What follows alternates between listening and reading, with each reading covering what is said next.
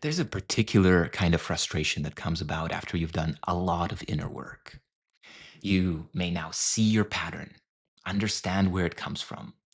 You may have meditated with it, journaled about it. You may have even discussed it in therapy or transformation groups or coaching. You may have seen yourself play it out so many times that you can almost narrate it the moment that it's happening. And yet, with the right person, under the right amount of pressure or circumstance, you do it again. You do it again and again, even though you know that it's hurting you, limiting you, creating a degree of dysfunction that you would rather not have. What is it that's driving this? Is it a lack of awareness? Is it that we're just asleep? Not necessarily. The awareness has penetrated the pattern to the degree of the recognition of the behavior, but not necessarily to the recognition of the architecture beneath it, the logic and the intelligence that is driving it as a protective mechanism. Nothing that you ever do, no matter how dysfunctional or painful it appears to be in its results, is ever intended to be something diminishing. The intelligence within our mind and body is always crafting these particular forms of behavior and thinking and feeling because it believes that at the very core of it, it will protect us. At some point, it did. But now is our opportunity to see it with fresh eyes, not with the eyes of our 7-year old or 5-year old that was dealing with the dynamics of childhood and stressed out parents, parents that, of course, were themselves running thin due to their own patterns of thinking and feeling and stressing. And now we're bringing it to this lucid present moment to see it again, afresh, and make a brand new choice. The entire thrust, the entire epicenter of this journey is choice. Can you make a new choice in that same place where in the past you would have repeated the pattern one more time? So that action and reaction, the cycle that continues to play out, aversion, attachment, and the entire drama that continues to lay in this field of polarity to the demise of your life force, of your joy, of your peace. This is what I want to take you into today. There is a way of understanding ourselves, revealing to ourselves the very foundational patterns that run this inner courtroom, drama, circus, circuit, whatever we want to call it. There is a sense of automation. You know it, don't you? The moment that you lose your will to the program. It appears like it is yourself, but when you look back at what you said, at what you did, at how you felt, at what you created within your own inner world, you know that this is not your will. You know that this is not what you would rather have done. As A Course in Miracles points out, our will is the will that we share with God, and God's will for us is perfect happiness. So, what is this other side of what's playing out? Let's begin to dive into it now. At the very core of our patterns is our identity. You see, every form of belief is stacked upon who we believe ourselves to be. What is the foundational sense of I? And we have for so long listened to the false I in our mind. And I'm talking about the thought I. When you hear the thought I speaking in your mind, and it seems to you like this is you pondering, deciding, analyzing, most often, what is happening is that you're simply listening to a broadcast from this matrix, what I call the ego dream matrix, the dream of separation, the dream of a separate self running its own life in constant negotiation and juxtaposition and conflict with the rest of life, which it also sees as splintered. From this foundation of this separate identity are birthed these beliefs, the beliefs about what I must do to attain happiness, to attain partnership, and the entire world of seeking to complete ourselves, because the identity that we have accepted as the self, which is not at all the self with a capital S, which God created perfect, is always lacking. It is always incomplete, always insufficient, and it continues to reach for every form that has the illusory appearance of maybe this will complete me. Maybe if I have a certain amount of money or the right partner, or I'm living in the right place or with the right people, then suddenly I will be that complete self, that wholesome self, that free and unlimited self. And that in itself is a core feature of the pattern. It's promising future salvation in exchange for you complying with the reactionary, karmically built momentum that continues to have you say, do, and think the things that create suffering. So, as we said in the beginning, the core aspect of this is reclaiming our sense of choice. But we can only choose when we have the awareness of choice. Otherwise, we seem to be making choices, but those choices are really choices made in automation, in the will being surrendered to reactivity. Okay. So, how do we illuminate choice? Of course, at the very core of it, it is those practices journaling, reflection, meditation. But there are things that we cannot see, right? You know that there are things about you that you cannot see. Maybe in the past you've caught a little glimpse and then you're like, oh, I remember there was something. Mm. But here in the moment, it is absent.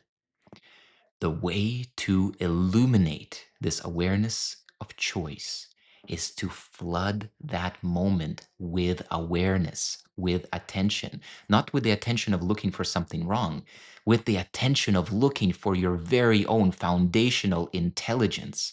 In you is the intelligence of omniscience, right? Omniscience, the infinite intelligence of God. And it is playing out in the microcosm as it plays out in the macrocosm. And it is creating a specific way for you to move through life. I call this our inner architecture. Much of it is developed in the very moment we are born. Our place and time of birth stamps us into a particular archetype. This archetype is not deterministic. It is not like, oh, well, let's say that you are Gemini or Leo or Taurus, and that means that you will forever be this way and this is your destiny. No. But what it means, similar to how there are different models of cars, for example, you have inherited in your emergence into this world, perhaps by choice. I'm not um, claiming to know the other side of how it is that we come in here. But of course, we've all heard it and read the books that we choose our parents, we choose our time of birth, whatever. Okay, awesome. We have just stepped into a specific vehicle of consciousness, this one.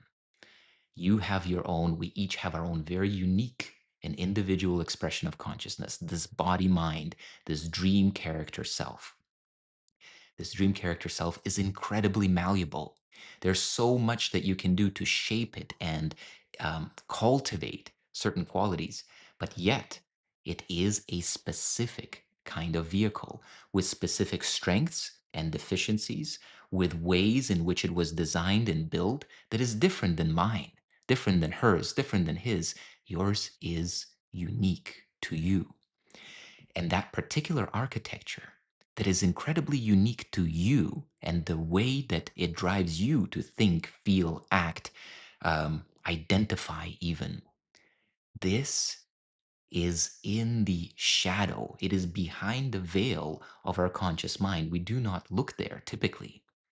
But when we begin to look there, we begin to reveal to ourselves something that explains the way that we have been thinking, feeling, and acting to the degree that we, instead of resisting it, judging it, feeling ourselves limited by it, we begin to see it as intelligence. And we begin to cultivate that intelligence and turn it into a new direction. And that's it. It is never that something is wrong with you, that you are flawed, that you have some kind of evil, darkness, or whatever in you. It is the fact that you are listening to a particular programming without realizing it to be the program. And as this awareness emerges, where you begin to truly see the architecture underneath, you suddenly can look at it. What you thought was you suddenly recognize it as mine, not me, mine, my architecture. And when you see it this way, you now have choice. You see your propensity. You see the way that your mind body would express in that moment. You understand and appreciate it for what it is, and you withdraw your consent from having it move in the way that it has been throughout the years of your life. And instead, you direct it to a new form of expression, one that is functional rather than dysfunctional in your life, one that is aligned with your true heart's desire, your direction, your destiny. And how? Through discernment. Where you place attention and for how long determines your destiny. And so, as you begin to see your own architecture revealed to you, you begin to see it in the moment playing out. You have the opportunity to direct it to the ends that you now consciously choose: peace, love, connection, flow, non resistance, surrender, letting go. All of these different ways of working with the architecture become clear and available to you. So, this is what I wanted to introduce to you today, because over the past several months, what has emerged in my work, in my exploration of working with AI, working with maps of consciousness, understanding that we are being driven by something that is behind the veil of our conscious mind, I've created something that's called the Mirror Protocol. The Mirror Protocol is something that I would say is the most profound experience I've ever had of, whether we call it personal development, spiritual development, revelation, self knowledge, whatever you might want to call it. But what it has brought is the awareness of what's behind the veil and the illumination of choice.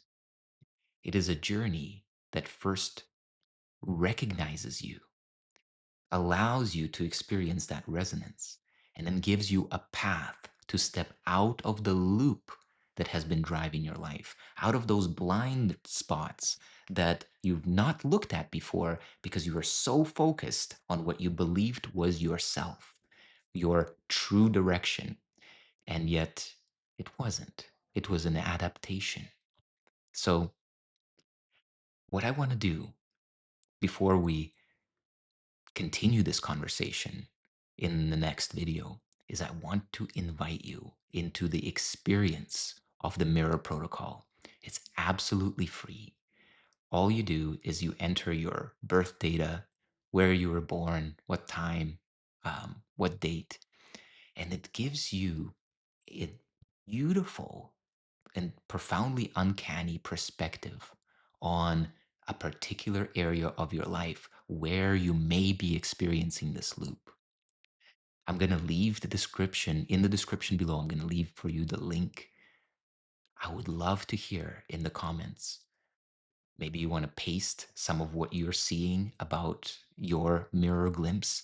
If you want to paste some of your results so that others can see it, or maybe you just share, because some of that may feel quite private, quite intimate. Maybe you just want to share the impact that it's had on you. what you're able to see, what it revealed to you about what's possible beyond the pattern. And in the next video, I want to take you another layer deeper. Now that the recognition is emerging, what can we do with that recognition and how we can use this recognition to transform our life and our very consciousness. So I hope this conversation has landed for you. I'm very excited about hearing of your experience.